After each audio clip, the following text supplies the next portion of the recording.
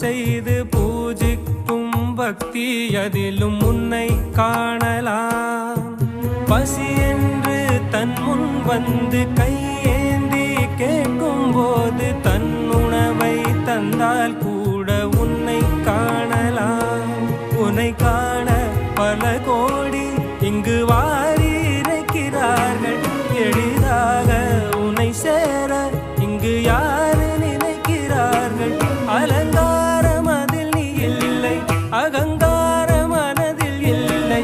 துளி கள்ளம் கபடம் கலந்திடாத அன்பில் இருக்கிறாய்.